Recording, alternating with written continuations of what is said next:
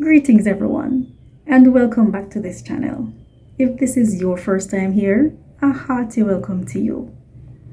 We are currently on a series of the teachings of Jesus, and we have a reading every morning on this channel at 5 o'clock Jamaican time. Now, if this is your first time and you are not yet subscribed, I encourage you to press the subscribe button below. Don't forget to share and like so that we can spread this word of God across nations. I am SHEINEL Thompson, and come with me. Let's have a reading from the Jamaican New Testament.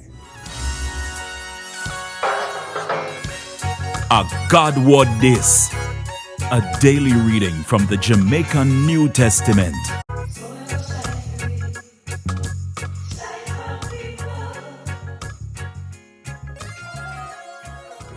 Keep it from food or no keep it from food?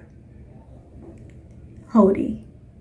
God word to it today come from Luke 5, from verse 33 to 39. This a white say. Them tell Jesus say, "One heap of time, John follower them keep it from food and pray. The Pharisee them do it too, but fear them and yam and drink."